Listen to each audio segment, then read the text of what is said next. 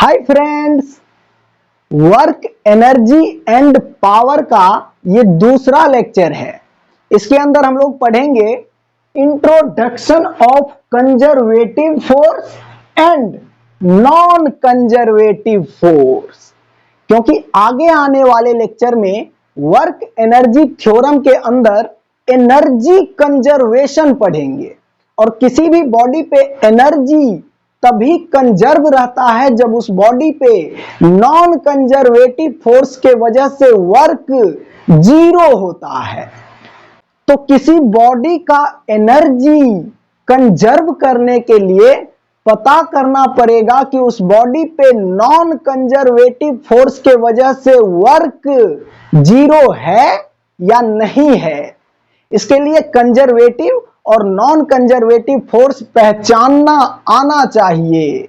तो इस लेक्चर में हम लोग कंजर्वेटिव फोर्स और नॉन कंजर्वेटिव फोर्स पहचानना सीखेंगे और कुछ क्वेश्चन भी सॉल्व करेंगे। तो आइए शुरू करते हैं कंजर्वेटिव फोर्स। आइए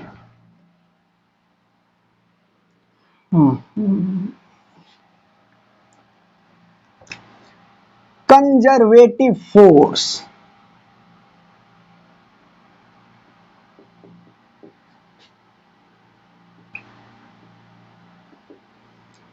If work done by a force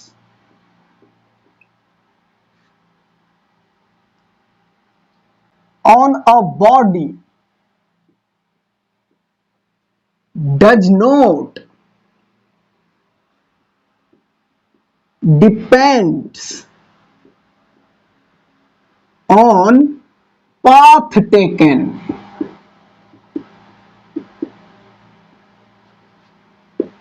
it's only depends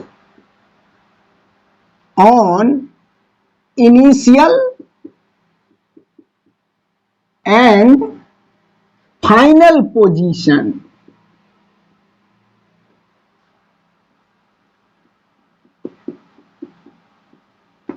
then that force is called conservative force।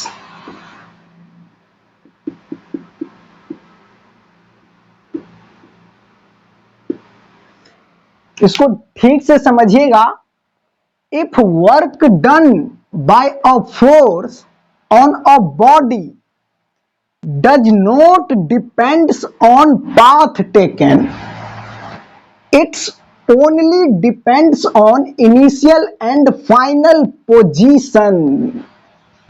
यानी कि अगर किसी बॉडी पे फोर्स लगेगा तो वो बॉडी डिस्प्लेस करेगा, मूव करेगा, और उस बॉडी पे किया गया वर्क अगर मोशन के पाथ पे डिपेंड नहीं कर रहा है तो उस बॉडी पे जो फोर्स लग रहा है वो फोर्स कंजर्वेटिव होगा।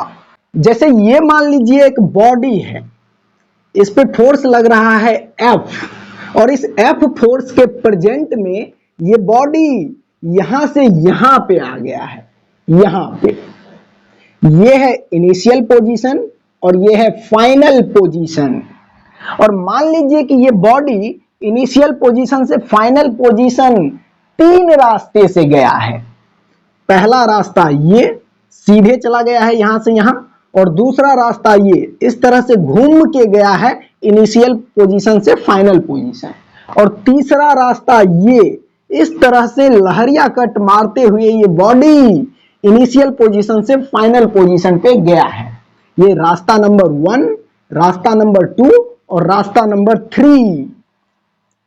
अब इस बॉडी पे इस फोर्स के वजह से जो वर्क हुआ है वो वर्क इस रास्ते से जाने पे मान लीजिए W1 है, इस रास्ते से जाने पे मान लीजिए W2 है, और इस रास्ते से जाने पे मान लीजिए W3 है। और कंजर्वेटिव फोर्स का डेफिनेशन कहता है कि कंजर्वेटिव फोर्स के वजह से वर्क रास्ता पे डिपेंड नहीं करता है, इनिशियल और फाइनल पोजीशन पे डिपेंड करता है। तो इस बॉडी के लिए रास्ता तो अलग अलग है लेकिन मंजिल सेम है, यानी कि रास्ता तो अलग अलग है लेकिन इनिशियल और फाइनल पोजीशन सेम है। तो अगर ये फोर्स कंजर्वेटिव होगा, अगर ये फोर्स कंजर्वेटिव होगा तो तीनों रास्ते से जाने पे इस फोर्स के वजह से वर्क सेम आएगा इस बॉडी पे, क्योंकि कंजर्वेटिव फोर्स के वजह से वर्क रास्ता पे डिपेंड नहीं करता है, इनिशियल और फाइनल पोजीशन पे डिपेंड करता है, और तीनों रास्ते से जाने पे इनिशियल और फाइनल पोजीशन सेम है। तो ये W1, W2 और W3 सेम होगा, W1 बराबर W2 बराबर W3। ये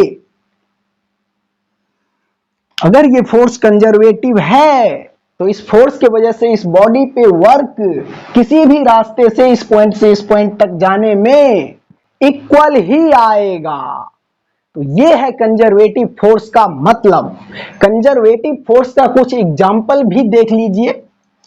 वेट mg, वेट के वजह से जो वर्क होगा वो रास्ता पे डिपेंड नहीं करता है, तो ये वेट यानी कि mg कंजर्वेटिव फोर्स है। आगे आने वाले लेक्चर में हम लोग स्प्रिंग फोर्स पढ़ेंगे, तो स्प्रिंग फोर्स भी कंजर्वेटिव फोर्स है। स्प्रिंग फोर्स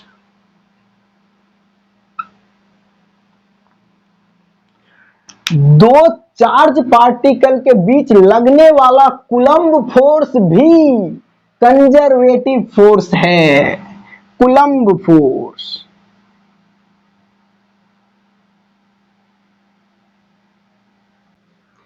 तो ये कंजर्वेटिव फोर्स का कुछ एग्जाम्पल है। और भी कंजर्वेटिव फोर्स होता है, यानी कि जिस फोर्स के वजह से बॉडी पे वर्क बॉडी के मोशन के पाथ पे डिपेंड नहीं करता है, वो सारे फोर्स कंजर्वेटिव फोर्स होगा। इसका मतलब वेट के वजह से जो वर्क होगा वो इनिशियल और फाइनल पोजीशन पे डिपेंड करेगा, रास्ते पे डिपेंड नहीं करेगा। तो आइए इसको करके देख लेते हैं। आइए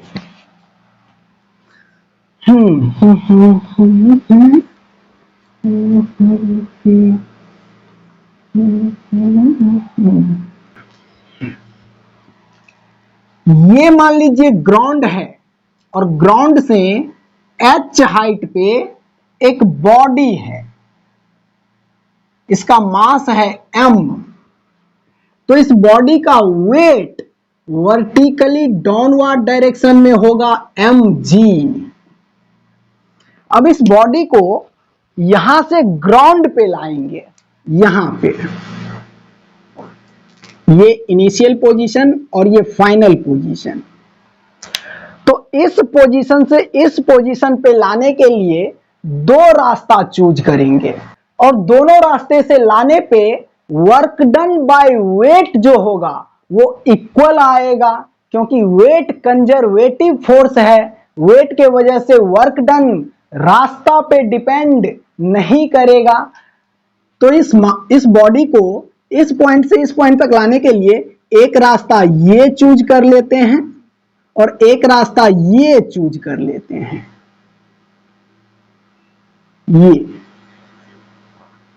इस पॉइंट का नाम दे देते हैं A, इस पॉइंट का नाम B और इस पॉइंट का नाम C, और ये एंगल थीटा। तो जब ये बॉडी इस रास्ता से इनिशियल पॉइंट से फाइनल पॉइंट तक आएगा तो वेट के वजह से वर्क कितना होगा ये निकाल लेते हैं। Work done by weight from A to C, इस रास्ता से लाने पे A टू C, और वर्क का फॉर्मूला Fs cos थीटा। तो यहां पे फोर्स है mg, डिस्प्लेसमेंट है इस रास्ता से लाने पे यही h, और ये थीटा है फोर्स और डिस्प्लेसमेंट के बीच का एंगल। तो यहाँ पे फोर्स है वर्टिकली डाउनवर्ड और डिस्प्लेसमेंट भी initial to final vertically downward ही है। तो फोर्स और डिस्प्लेसमेंट के बीच का एंगल 0 डिग्री है और cos 0 1 होता है, 1 हो जाएगा ये। तो work done by weight from A to C, ये आया mgh। ठीक, अब इस बॉडी पे वर्क निकालते हैं वेट के वजह से, इस रास्ता से इनिशियल टू फाइनल पोजीशन आने में। तो work done by weight from A to B and B to C, A to B and B to C, ये तो इसको 2 स्टेप में करेंगे। पहले ए से बी जाने का वर्क निकालेंगे और फिर बी से सी जाने का वर्क निकालेंगे। Work from A to B plus work from B to C. तो वर्क का formula F S cos theta plus ये वर्क का फॉर्मूला भी F S cos theta M G, और ये डिस्प्लेसमेंट ए से बी तक का ये डिस्प्लेसमेंट, ये लेंथ मान लेते हैं एल है। तो डिस्प्लेसमेंट एल है और ये थीटा है फोर्स और डिस्प्लेसमेंट के बीच का एंगल। तो इस बॉडी का वेट वर्टिकली डाउनवर्ड और डिस्प्लेसमेंट ये है, तो फोर्स और डिस्प्लेसमेंट के बीच का ये एंगल थीटा है, तो ये यही रह जाएगा कॉस थीटा। और प्लस बी टू सी, यहां से यहां तक आने पे वेट के वजह से वर्क कितना होगा, तो ये है डिस्प्लेसमेंट का डायरेक्शन और वेट का direction vertically downward M G. तो यहां पे फोर्स और डिस्प्लेसमेंट के बीच का ये एंगल 90 डिग्री है और cos 90 0 होता है, तो ये टर्म पूरा 0 हो जाएगा, तो ये 0 हो जाएगा। तो ये इक्वल टू एम जी और ये है एल cos थीटा। तो आप ध्यान से देखिए, ये है एल और ये है थीटा, तो यही लेंथ तो होगा L cos theta. L cos theta मतलब यही लेंथ जो कि h है, यानी कि h एल cos थीटा के बराबर है। तो इस एल cos थीटा के बदले h लिख सकते हैं यहां पे ये। तो आप ध्यान से देखिए, इस बॉडी को इस रास्ते से जब ग्राउंड पे लाए तो वेट के वजह से वर्क आया mgh, और इसी बॉडी को जब इस रास्ते से ग्राउंड पे लाए यहीं पे, तब भी वर्क वही आया mgh। यानी कि वेट के वजह से वर्क रास्ता पे डिपेंड नहीं करता है, इनिशियल और फाइनल पोजीशन पे डिपेंड करता है। तो इसको देखिए ध्यान से। आइए इसी में एक छोटा सा कॉन्सेप्ट और देख लेते हैं।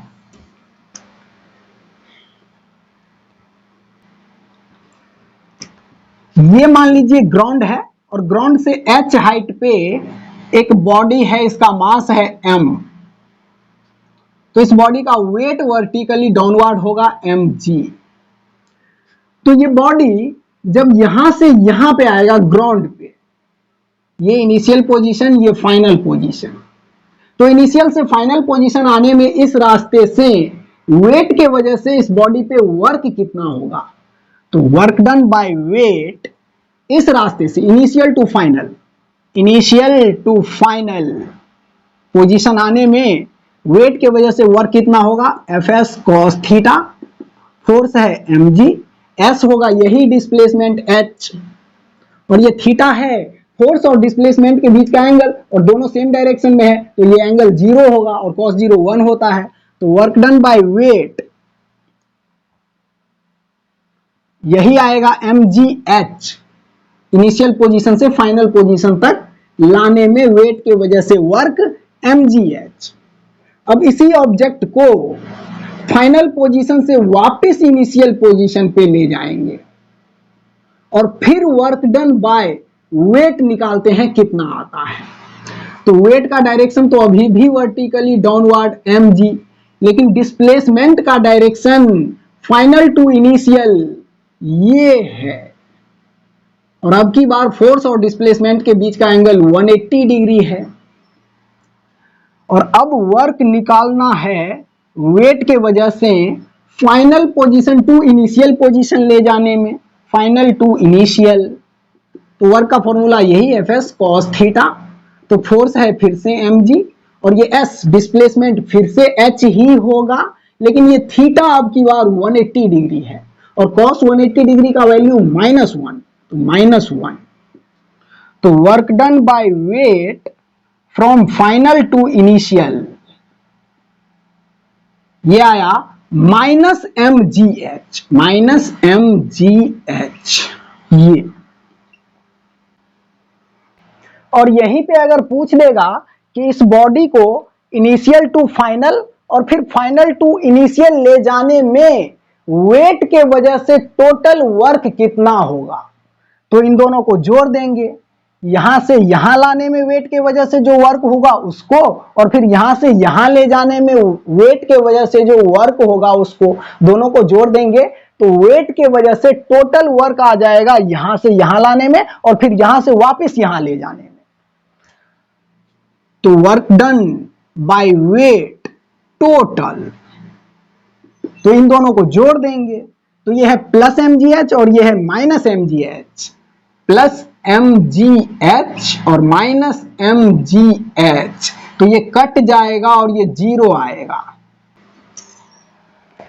यानी कि इस बॉडी को इनिशियल पोजीशन से फाइनल पोजीशन और फिर फाइनल पोजीशन से वापस इनिशियल पोजीशन ले जाने में वेट के वजह से वर्क 0 आ रहा है और वेट कंजर्वेटिव फोर्स है।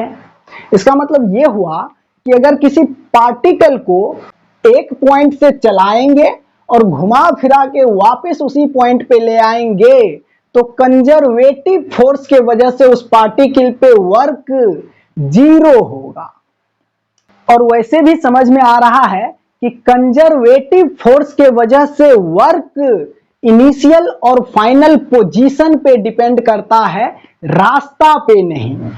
इस बॉडी को यहां से चलाए थे और घुमा के वापस यहीं पे लेके चले गए तो इनिशियल और फाइनल पॉइंट सेम हो गया, इसलिए कंजर्वेटिव फोर्स के वजह से वर्क 0 आया है।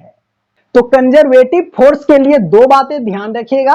पहला कि कंजर्वेटिव फोर्स के वजह से वर्क बॉडी के मोशन के पाथ पे डिपेंड नहीं करता है, और दूसरी बात अगर किसी पार्टिकल को एक पॉइंट से चलाएंगे और वो घुमा फिरा के वापस उसी पॉइंट पे लेके आ जाएंगे तो कंजर्वेटिव फोर्स के वजह से वर्क 0 होगा। ये दोनों बात कंजर्वेटिव फोर्स के लिए ध्यान रखिएगा। आइए आगे बढ़ते हैं, अब नॉन कंजर्वेटिव फोर्स देख लेते हैं। आइए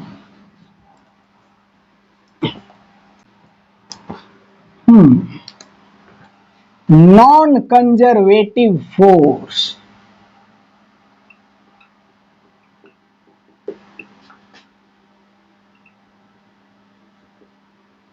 if work done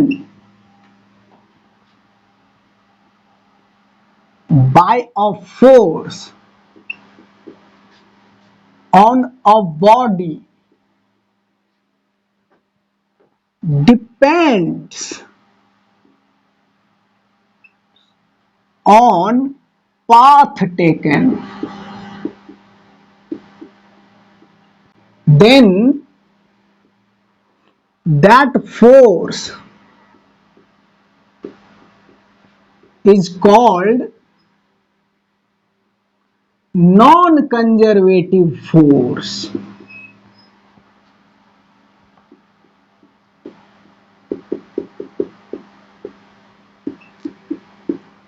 non conservative force conservative force का उल्टा है।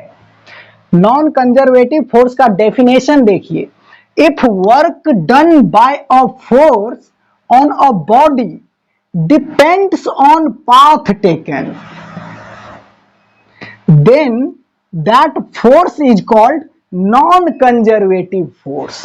अगर किसी फोर्स के वजह से बॉडी पे वर्क पाथ पे डिपेंड कर रहा है तो उस बॉडी पे लगने वाले फोर्स को नॉन कंजर्वेटिव फोर्स कहा जाता है। जैसे देखिए ये एक बॉडी है, इस पे फोर्स लग रहा है F, और इस फोर्स के वजह से ये बॉडी यहां से यहां पे आ गया, ये इनिशियल पोजीशन, ये फाइनल पोजीशन। और ये बॉडी 3 रास्ता से मान लीजिए यहां से यहां पे आया है, ये पहला रास्ता, ये दूसरा रास्ता और ये तीसरा रास्ता। और इस रास्ते से जाने पे इस बॉडी पे इस फोर्स के वजह से जो वर्क है ये मान लेते हैं W1। इस रास्ते से जाने पे इस बॉडी पे इस फोर्स के वजह से जो वर्क है ये मान लेते हैं W2। और इस रास्ते से जाने पे इस बॉडी पे इस फोर्स के वजह से जो वर्क आया है ये मान लेते हैं W3। ठीक। और अगर ये फोर्स नॉन कंजर्वेटिव है, अगर ये फोर्स नॉन कंजर्वेटिव है तो तीनों रास्ते से वर्क अलग अलग आएगा, क्योंकि नॉन कंजर्वेटिव फोर्स के वजह से वर्क रास्ता पे डिपेंड करता है।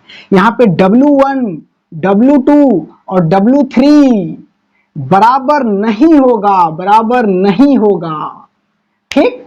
तो ये मतलब है नॉन कंजर्वेटिव फोर्स का। नॉन कंजर्वेटिव फोर्स का कुछ एग्जाम्पल देख लीजिए। स्ट्रिंग टेंशन, ये नॉन कंजर्वेटिव फोर्स है। स्ट्रिंग टेंशन, फ्रिक्शन, फ्रिक्शन भी नॉन कंजर्वेटिव फोर्स है। हैंड फोर्स, अगर हाथ से किसी ऑब्जेक्ट को पुश करेंगे या पुल करेंगे तो ये फोर्स भी नॉन कंजर्वेटिव फोर्स है। पुश या पुल, ये फोर्स भी नॉन कंजर्वेटिव फोर्स का एग्जाम्पल है। इसका मतलब फ्रिक्शन के वजह से किसी बॉडी पे जो वर्क होगा वो वर्क पाथ पे डिपेंड करेगा, क्योंकि फ्रिक्शन नॉन कंजर्वेटिव फोर्स है। तो आइए इसको करके देख लेते हैं। आइए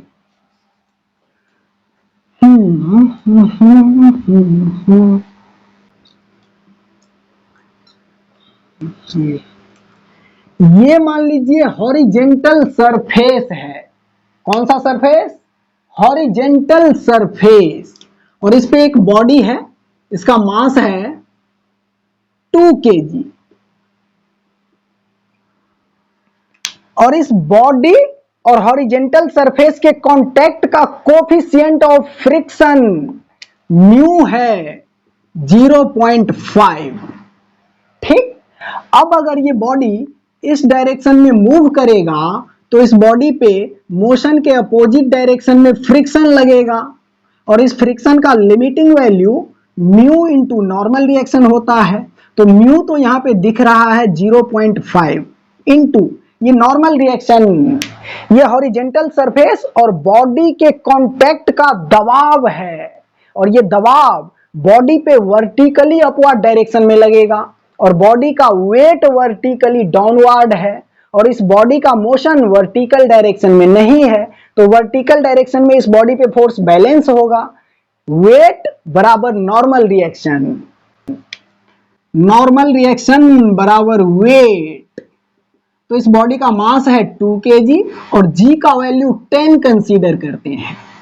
तो नॉर्मल रिएक्शन 20 न्यूटन आया, तो यहां पे 20 न्यूटन पुट करेंगे तो पॉइंट से ये 0 कटेगा और 5 इंटू 2 10 न्यूटन। तो इस फ्रिक्शन का लिमिटिंग वैल्यू 10 न्यूटन आया। फ्रिक्शन का लिमिटिंग वैल्यू 10 न्यूटन। ये अब इसको मिटा देते हैं।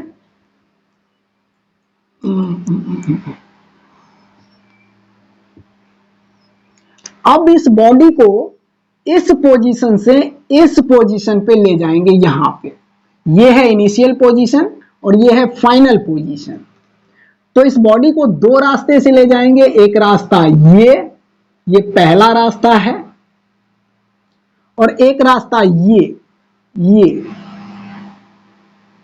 ये दूसरा रास्ता है।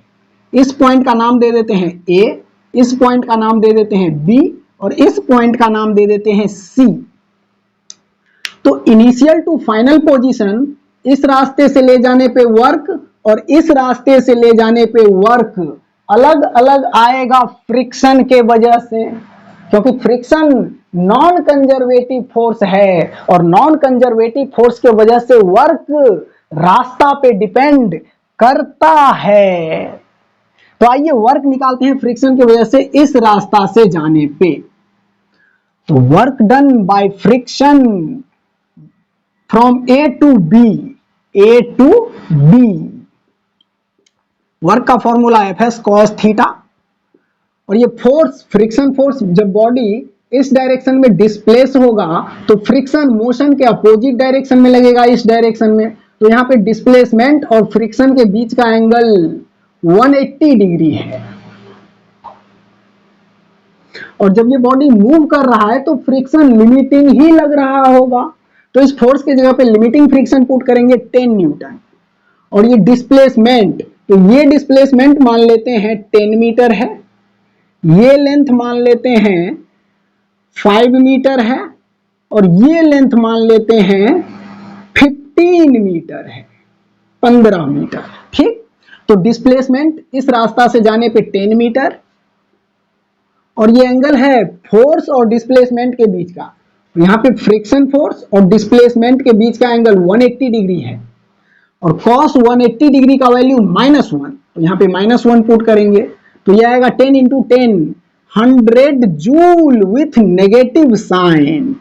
ये work done by friction from A to B ये आया। अब वर्क डन बाय फ्रिक्शन निकाल लेते हैं इस रास्ता से इनिशियल पोजीशन से फाइनल पोजीशन जाने का। तो इसको 2 स्टेप में करेंगे। Work done by friction from A to C and C to B, तो इसको 2 स्टेप में करेंगे।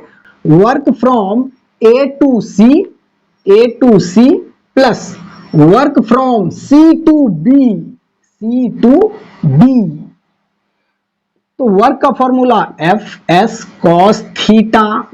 तो यहां पे फोर्स इस रास्ता से जब आएगा तो डिस्प्लेसमेंट का डायरेक्शन ये, और फ्रिक्शन लगेगा मोशन के अपोजिट डायरेक्शन में, तो यहां पे भी फ्रिक्शन और डिस्प्लेसमेंट के बीच का एंगल 180 डिग्री है।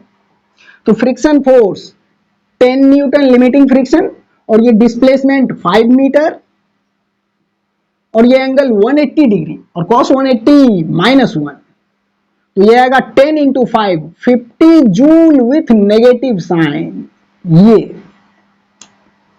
और अब ये निकाल लेते हैं C टू B वर्क निकाल लेते हैं फ्रिक्शन की वजह से। तो जब बॉडी C टू B जाएगा तो ये होगा डिस्प्लेसमेंट का डायरेक्शन, और मोशन के अपोजिट डायरेक्शन में लगेगा फ्रिक्शन। तो यहां पे भी फ्रिक्शन और डिस्प्लेसमेंट के बीच का एंगल 180 डिग्री है।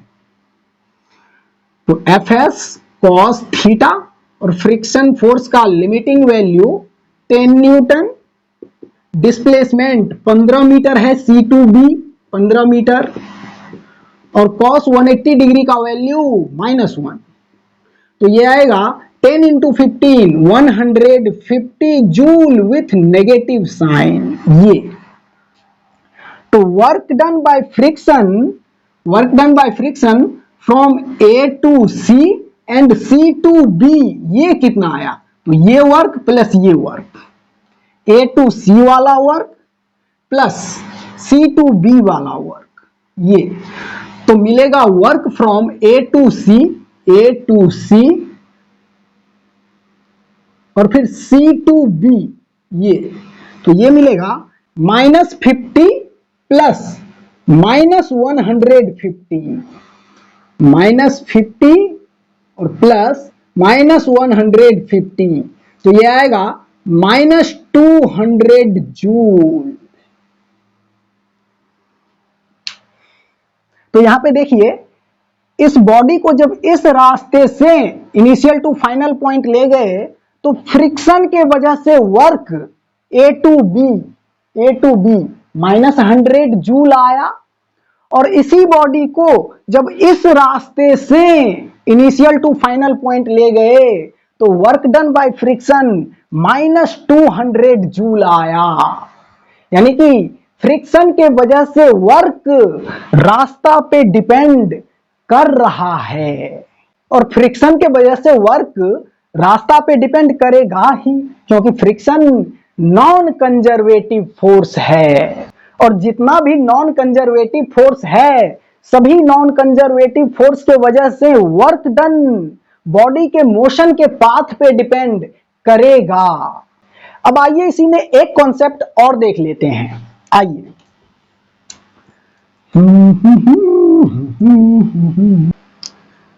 तो देखिए यहां पे एक बॉडी है, इसका मास है 5 kg, और बॉडी और ग्राउंड के कांटेक्ट का जो कोफिशिएंट ऑफ फ्रिक्शन है ये मान लेते हैं 0.4 है, और इस बॉडी को यहां से 10 मीटर आगे ले गए हैं।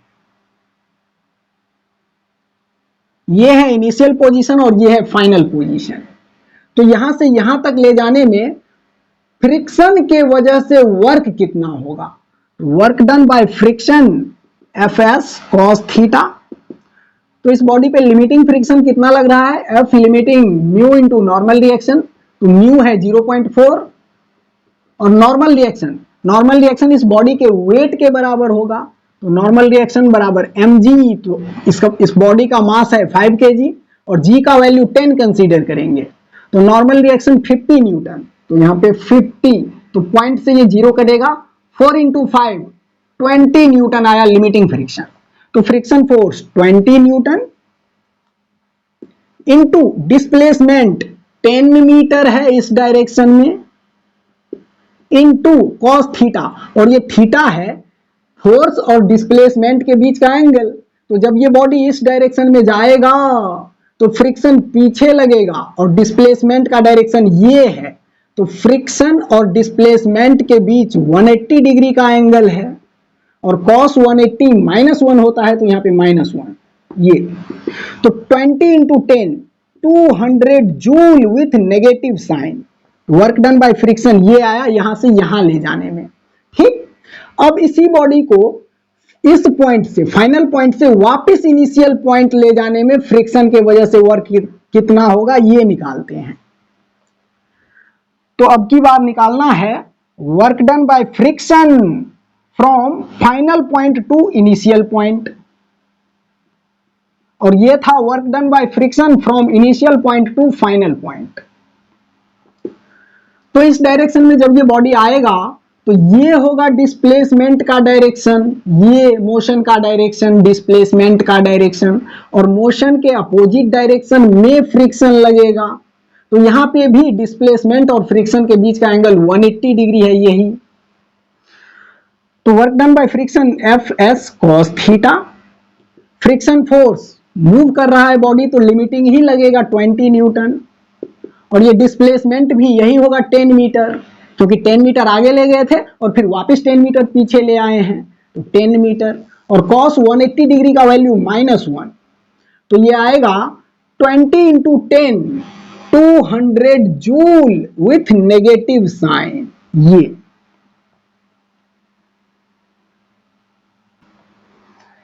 तो यहां पे एक चीज देखिए, इस बॉडी को इनिशियल पोजीशन से फाइनल पोजीशन तक लाने में फ्रिक्शन के वजह से जो वर्क हुआ वो -200 जूल हुआ, और इसी बॉडी को वापस फाइनल पोजीशन से इनिशियल पोजीशन ले जाने में फ्रिक्शन के वजह से फिर से वर्क -200 जूल हो रहा है।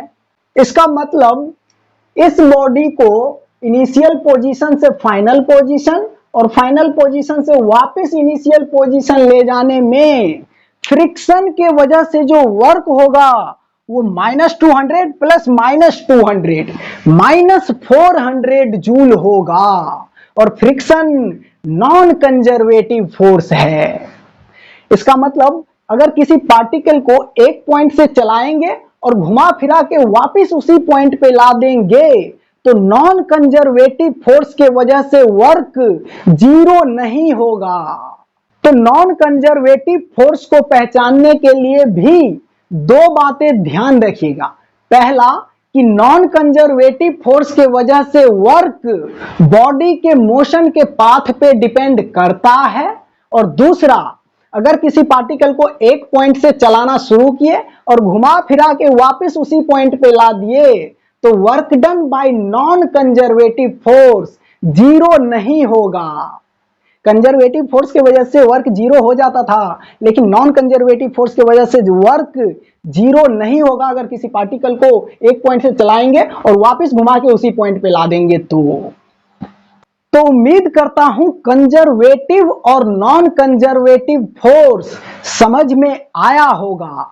अब अगर कोई फोर्स फील्ड दिया हुआ है और पूछ दिया कि ये फोर्स फील्ड कंजर्वेटिव है या नॉन कंजर्वेटिव है, तो इसके लिए क्या करेंगे, उस फोर्स फील्ड में एक बॉडी को एक पोजीशन से दूसरे पोजीशन पे ले जाएंगे और फिर दूसरे पोजीशन से वापस पहले पोजीशन पे लाएंगे और वर्क निकालेंगे।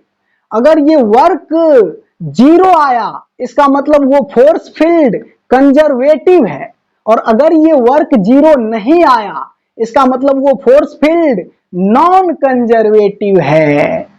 ठीक, तो आइए अब इस पे 3-4 क्वेश्चन कर लेते हैं, कॉन्सेप्ट में फुल क्लैरिटी आ जाएगा। आइए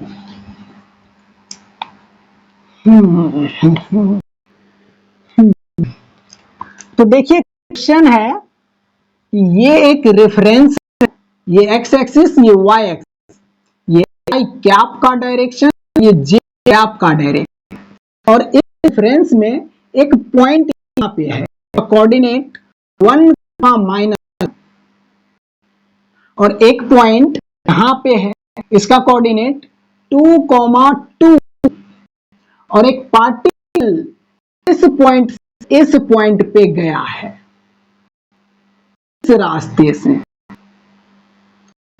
और रास्ता का इक्वेशन है y equal to 2x minus 3, और इस रेफरेंस में एक फोर्स फील्ड है X I cap plus Y J cap. ठीक, तो अब क्वेश्चन में पूछा जा रहा है कि इस फोर्स के वजह से इस पार्टिकल पे कितना वर्क होगा इस पॉइंट से इस पॉइंट तक जाने में। तो यहां पे ध्यान से देखिए, ये फोर्स वेरिएबल है, एक्स और वाई पर डिपेंड कर रहा है, फोर्स वेरिएबल है, तो वर्क का फॉर्मूला होता है F dot S, force dot displacement. तो एक काम करते हैं, इसमें छोटा सा डिस्प्लेसमेंट वेक्टर कट कर लेते हैं, छोटा सा, और छोटे से डिस्प्लेसमेंट के लिए वर्क निकाल लेते हैं और उसी वर्क को यहां से यहां तक इंटीग्रेट कर देंगे, तो इस पॉइंट से इस पॉइंट तक जाने का वर्क निकल जाएगा इस फोर्स के वजह से। ठीक, तो यहां पे जो छोटा सा डिस्प्लेसमेंट वेक्टर होगा, छोटा सा डिस्प्लेसमेंट वेक्टर डी आर, ये डी आर होगा D X I cap plus D Y J cap. इस डिस्प्लेसमेंट वेक्टर का एक्स डायरेक्शन में कंपोनेंट dx और y डायरेक्शन में कंपोनेंट dy, तो यही है डिस्प्लेसमेंट वेक्टर छोटा सा dx i cap plus dy j cap. तो वर्क f डॉट dr, ये यहां से यहां तक इतना ही दूर का वर्क है ये, और इसी को इंटीग्रेट कर देंगे यहां से यहां तक, तो यहां से यहां तक का वर्क आ जाएगा। तो आइए तो पहले छोटा सा वर्क निकालिए, तो वर्क इक्वल टू, ये छोटा सा वर्क निकलेगा डी डब्ल्यू, तो D W equal to F dot D R, तो फोर्स है X I cap plus Y J cap, X I cap plus Y J cap, dot D R vector है D X I cap plus D Y J cap, ये। तो dot product में same direction वाले को same direction वाले के साथ simple multiplication होता है, तो x d x plus y d y, और इसी को इंटीग्रेट कर देंगे तो वर्क मिल जाएगा यहां से यहां तक का टोटल वर्क। और इसको इंटीग्रेट करने के लिए इसमें x का लिमिट लगाएंगे और इसमें y का लिमिट लगाएंगे, तो यहाँ पे x का लिमिट आएगा 1 से 2 और y का लिमिट आएगा -1 से 2। x का लिमिट 1 से 2 और y का लिमिट -1 से 2, ये। तो x dx का integration x² by 2 plus y d y का इंटीग्रेशन वाई स्क्वायर बाई 2 और इसमें लिमिट -1 से 2। ठीक, आइए इसको ऊपर लिखते हैं, इसको थोड़ा मिटा के।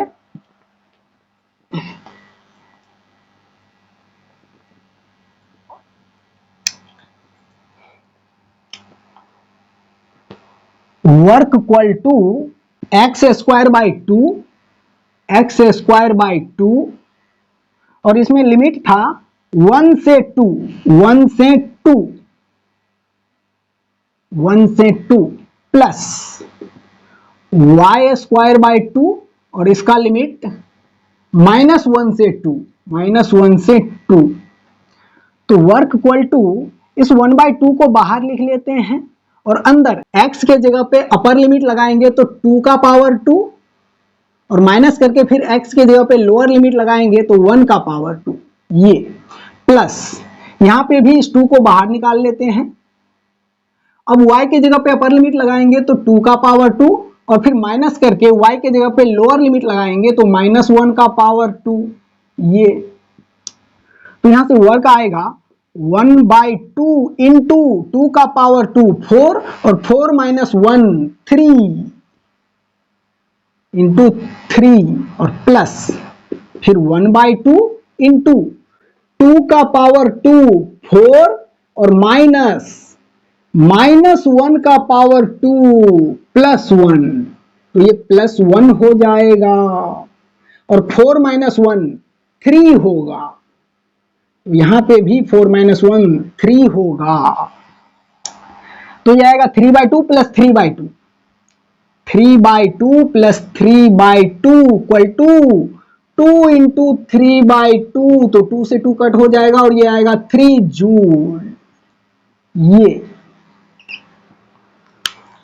तो अगर कोई पार्टिकल इस पॉइंट से इस पॉइंट पे जाएगा तो इस फोर्स फील्ड के वजह से इस पार्टिकल पे 3 जूल का वर्क आएगा और ये वर्क इस पार्टिकल के मोशन के इस पाथ पे डिपेंड नहीं किया, इस पाथ के इक्वेशन का हेल्प नहीं लेना पड़ा इस फोर्स के वजह से इस पार्टिकल पे वर्क निकालने के लिए। इसका मतलब ये फोर्स कंजर्वेटिव है, ये फोर्स कंजर्वेटिव फोर्स है।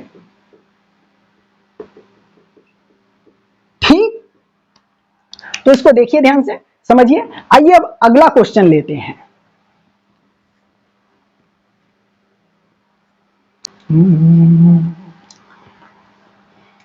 तो देखिए अगला क्वेश्चन है कि एक रेफरेंस है एक्स एक्सिस वाई एक्सिस, ये आई कैप का डायरेक्शन, ये जे कैप का डायरेक्शन और फिर से एक पॉइंट है यहां पे, इसका कोऑर्डिनेट 1, -2 और एक पॉइंट यहां पे है, इसका कोऑर्डिनेट 2, 3 और एक पार्टिकल फिर से इस पॉइंट से इस पॉइंट पे जाता है इस रास्ते से और इस रास्ता का इक्वेशन है y = 4x - 2, ये और इस रेफरेंस में एक फोर्स फील्ड है y i cap + x j cap, ये तो फिर से क्वेश्चन में पूछा जा रहा है कि इस फोर्स के वजह से इस पार्टिकल पे इस पॉइंट से इस पॉइंट तक जाने में कितना वर्क होगा।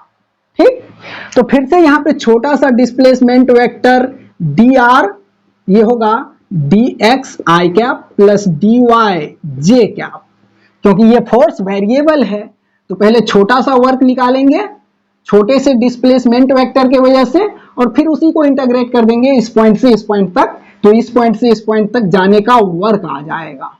ठीक, तो फिर से work done by this force, work का formula F dot displacement vector, तो F डॉट dr, तो फोर्स वेक्टर यहां पे दिख रहा है y i cap + x j cap dot displacement vector ये dx i cap + dy j cap और डॉट प्रोडक्ट करना है इन दोनों का, तो फिर से सेम डायरेक्शन वाले को सेम डायरेक्शन वाले के साथ सिंपल मल्टीप्लीकेशन कर देना है, तो यहां पे आएगा y dx + x dy, y dx + x dy, तो ये छोटा सा वर्क निकला dw। अब इसी को इंटीग्रेट कर देंगे यहां से यहां तक, तो यहां से यहां तक जाने का वर्क निकल जाएगा। ठीक, लेकिन इसमें एक चीज देखिए, इसको x के रिस्पेक्ट में इंटीग्रेट करेंगे तो इसमें y भी है, तो दो वेरिएबल है इसमें, तो इसको इंटीग्रेट नहीं किया जा सकता, कोई एक वेरिएबल होना चाहिए। तो इस पाथ का हेल्प ले लें क्या, इस पाथ का हेल्प ले लेंगे तो ये दो वेरिएबल एक वेरिएबल में कन्वर्ट हो जाएगा। y को x के फॉर्म में यहां पे रख देंगे, यहां से y का वैल्यू लेंगे और यहां पे रख देंगे तो ये x के फॉर्म में आ जाएगा, और फिर यहां से x का वैल्यू लेके यहां पे रख देंगे तो ये पूरा y के फॉर्म में आ जाएगा। लेकिन इसमें एक काम और कर सकते हैं, जैसे देखिए अगर कहीं पे लिखा है dxy, इस तरह से लिखा है तो इसका डिफरेंशियल फॉर्म ऐसे लिखा जाता है, x को बाहर निकालो और y को डिफरेंशिएट करो dy, फिर प्लस करके y को बाहर निकालो और x को डिफरेंशिएट करो dx, ये ऐसे। तो इस चीज को ये लिख सकते हैं, तो यहां पे ध्यान से देखिए यही लिखा हुआ है x dy plus y dx, x dy plus y dx। तो इस चीज को ये लिख सकते हैं, ये dxy, ये। और जिस तरह से dx का इंटीग्रेशन x होता है, उसी तरह से dxy का इंटीग्रेशन xy होगा, और इसमें लिमिट लगेगा यहां से यहां तक का, यानी कि 1 - 2 से 2 3 तक, 1 - 2 से 2, 3 तक। यहां पे इस इंटीग्रेशन में x और y दोनों है, इसलिए इसके लिमिट में भी लोअर लिमिट में दोनों कोऑर्डिनेट लिए हैं ये दोनों, और अपर लिमिट में भी ये दोनों कोऑर्डिनेट लिए हैं। ठीक, आइए अब इसको यहां पे लिखते हैं और सॉल्व करते हैं।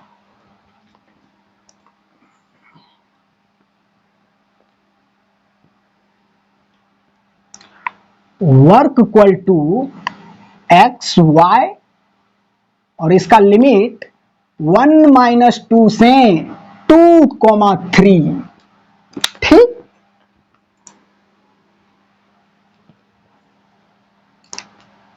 तो वर्क इक्वल टू, इसमें पहले अपर लिमिट पुट करेंगे, तो x के जगह पे 2 इंटू y के जगह पे 3, और फिर माइनस करके लोअर लिमिट, तो x के जगह पे 1 इंटू y के जगह पे -2, ये लिमिट पुट हो गया, अपर लिमिट और लोअर लिमिट।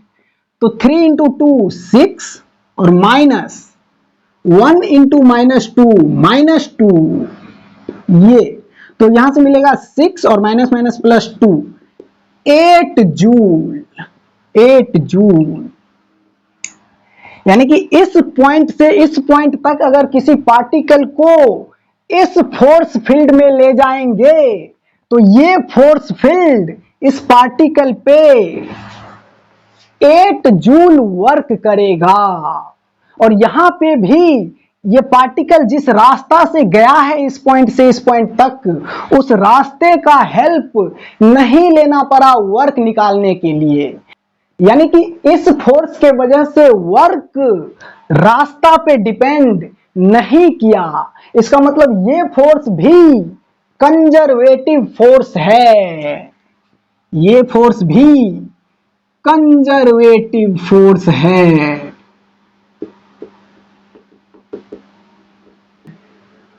ठीक, तो इसको देखिए ध्यान से। आइए अगला क्वेश्चन लेते हैं।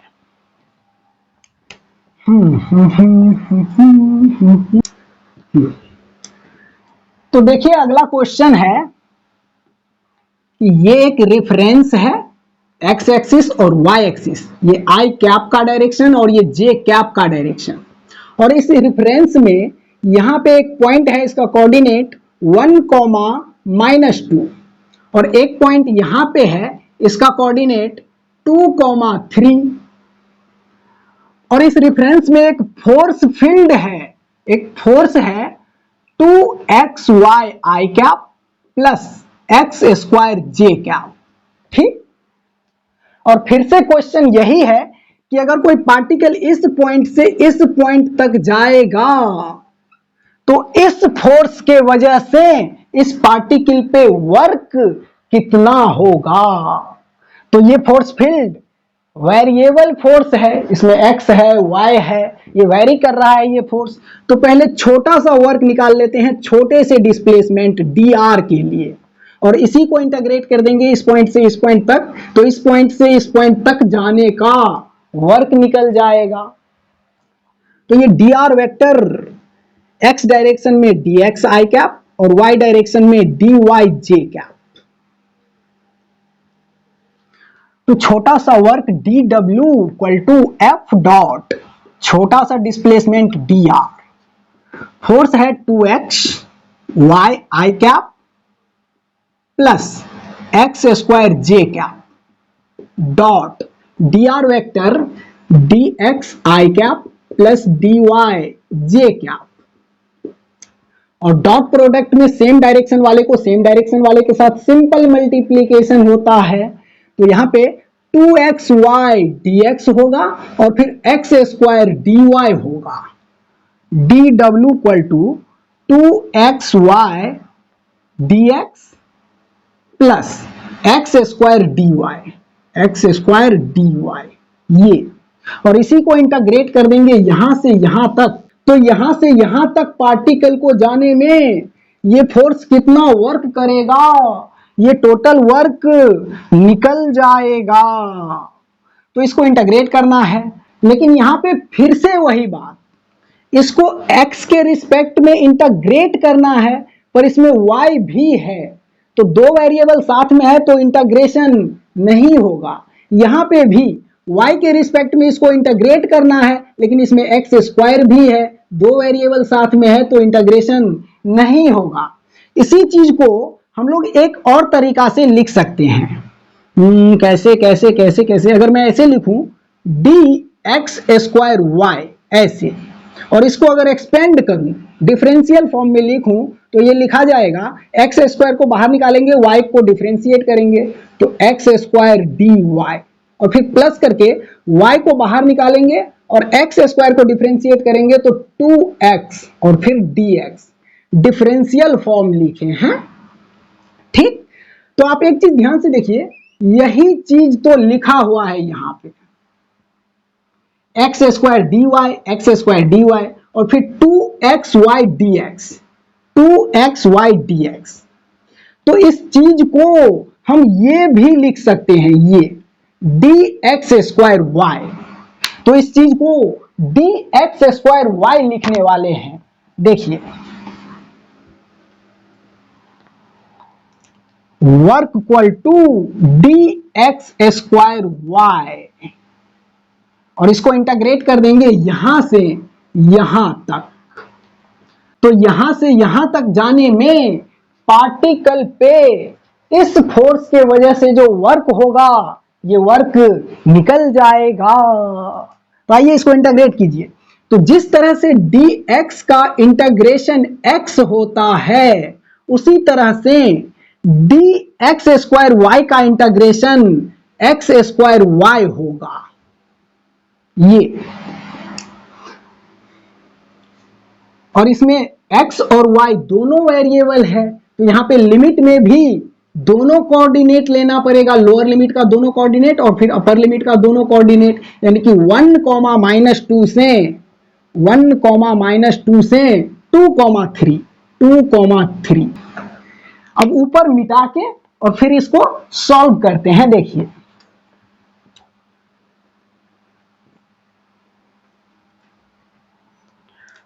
Work equal to x square y, lower limit 1 -2 और upper limit 2, 3। Work equal to, इसमें अपर लिमिट पुट करेंगे तो x के जगह पे 2 और y के जगह पे 3, तो ये आएगा 2 का पावर 2 इंटू 3, 2 का पावर 2 इंटू 3, और फिर माइनस करके लोअर लिमिट पुट करेंगे तो x के जगह पे 1 और y के जगह पे -2, तो ये आएगा 1 का पावर 2 इंटू -2 ये। तो वर्क इक्वल टू 2 का पावर 2 4 इंटू 3 12 माइनस 1 का पावर 2 1 इंटू -2 तो ये आएगा -2 ये।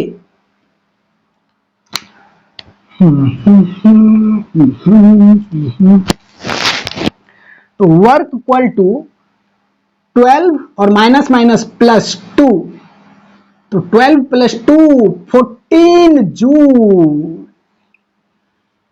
यानी कि अगर पार्टिकल इस पॉइंट से इस पॉइंट तक जाएगा तो इस फोर्स के वजह से इस पार्टिकल पे वर्क होगा 40 जूल का। और इसमें भी आप ध्यान से देखिए तो ये पार्टिकल किस रास्ते से इस पॉइंट तक गया है, उस रास्ते पे इस फोर्स के वजह से वर्क डिपेंड नहीं किया। इसका मतलब ये फोर्स भी कंजर्वेटिव फोर्स है। इस फोर्स के वजह से ये वर्क रास्ता पे डिपेंड नहीं किया। इसका मतलब ये फोर्स भी कंजर्वेटिव फोर्स है। ठीक, तो इसको देखिए ध्यान से समझिए। आइए अब एक लास्ट क्वेश्चन और कर लेते हैं, उसके बाद लेक्चर को खत्म करेंगे। आइए,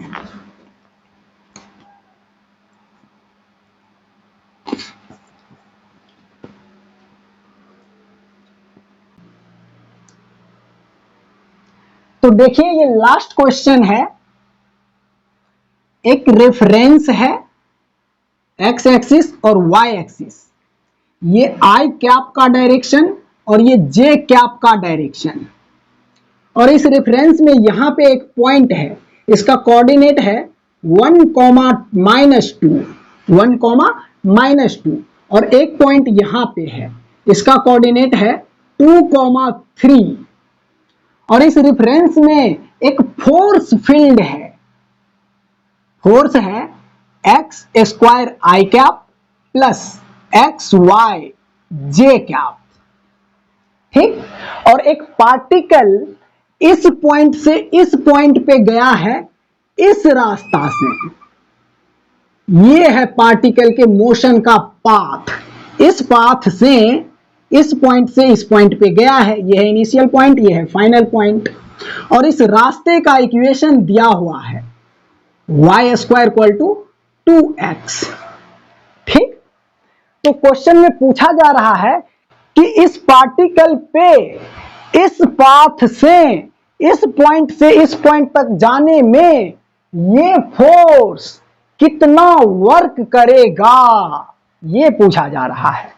तो यहां पे ये फोर्स वेरिएबल है, तो पहले छोटा सा डिस्प्लेसमेंट के लिए वर्क निकाल लेते हैं और उसी वर्क को इस पॉइंट से इस पॉइंट तक इंटीग्रेट कर देंगे तो इस पार्टिकल पे इस फोर्स के वजह से यहां जाने तक का वर्क मिल जाएगा।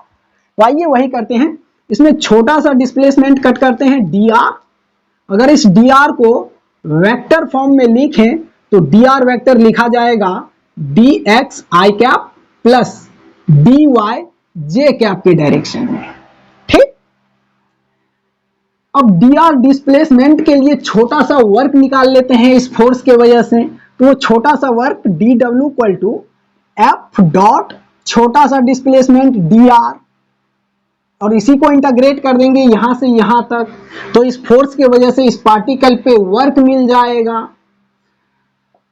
तो इंटीग्रेशन यहां पे f दिया हुआ है X square I cap plus x Y J cap dot dr vector displacement vector ये है dx i cap plus dy j cap.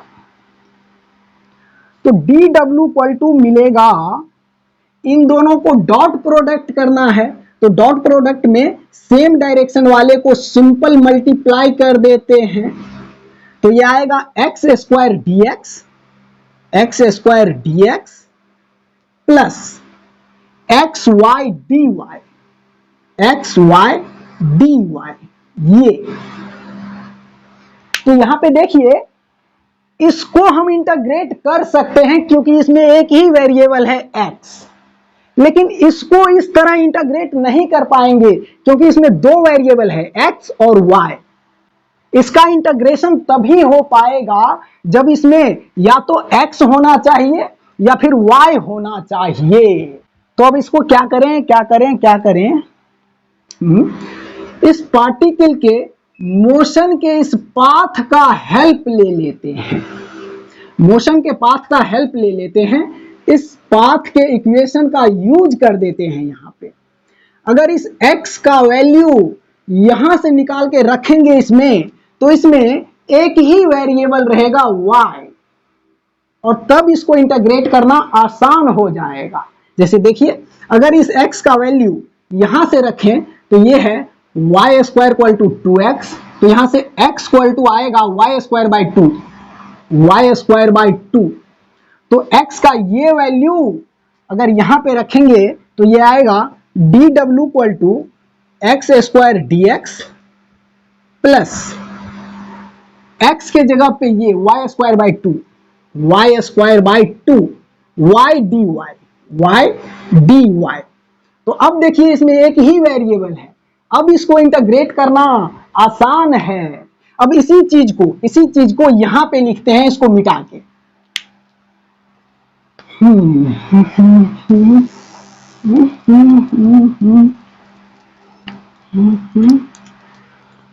dw equal to x square dx, integration of x square dx plus integration of y square y dx। तो ये y square into y cube हो जाएगा, y cube dy, और ये 2 by में, तो यहां पे देखिए ये इंटीग्रेशन है x के रिस्पेक्ट में और ये इंटीग्रेशन है y के रिस्पेक्ट में। तो इसमें x का लिमिट लगाएंगे और इसमें y का लिमिट लगाएंगे। तो x का लिमिट है 1 से 2 और y का लिमिट है -2 से 3। x का लिमिट 1 से 2 और y का लिमिट -2 से 3, -2 से 3। ठीक, अब इसको इंटीग्रेट करिए तो dw equal to x square का इंटीग्रेशन x क्यूब बाई 3 और इसका लिमिट है 1 से 2 प्लस इस 1/2 को बाहर निकाल लेते हैं, तो अंदर में y क्यूब dy बचा, तो y क्यूब का इंटीग्रेशन y के रिस्पेक्ट में होगा y का पावर 4/4 ये, और इसमें लिमिट लगेगा -2 से 3। ठीक, इसको मिटा देते हैं। अब इसको इंटीग्रेट कर दिए हैं तो यहां से यहां तक का वर्क मिलेगा। तो अब इस dw को w लिखते हैं, w इक्वल टू इसमें से 1/3 यहां पे बाहर निकाल लेते हैं, अंदर में x क्यूब और इसका लिमिट 1 से 2 प्लस यहां पे 1/2 पहले से बाहर में है और इस 4 को अगर बाहर निकालेंगे तो 1/2 इंटू 4 1/8 होगा और अंदर में y का पावर 4 और इसका लिमिट -2 से 3 ये।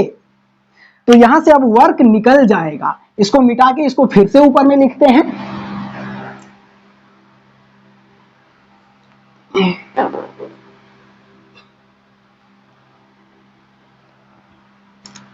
वर्क इक्वल टू 1/3 इंटू इसमें x के जगह पे अपर लिमिट पुट करेंगे तो x के जगह पे 2 आएगा, तो 2 का पावर 3 और माइनस करके x के जगह पे लोअर लिमिट पुट करेंगे तो x के जगह पे 1 आएगा, तो 1 का पावर 3 प्लस 1/8 और फिर इसमें y के जगह पे अपर लिमिट पुट करेंगे तो 3 का पावर 4 और माइनस करके y के जगह पे लोअर लिमिट पुट करेंगे तो -2 का पावर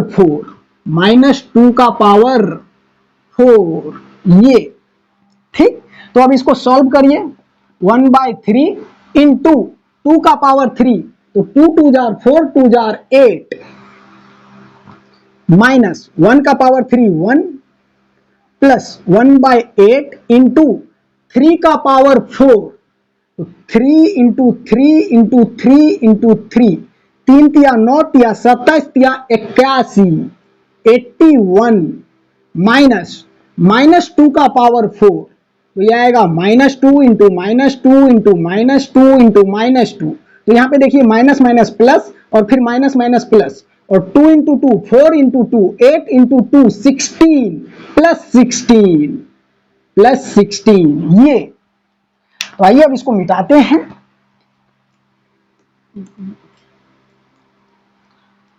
तो work equal to 1/3 into 8 minus 1 7 plus 1/8 into 81 minus 16, 81 minus 16, 11 में से 6 5 और फिर 7 में से 1 6, 65 ये आया।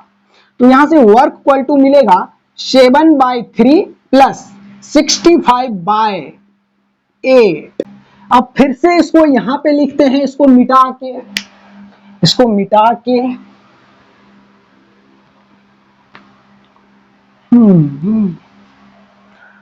तो ये आया वर्क इक्वल टू 7/3 प्लस 65/8।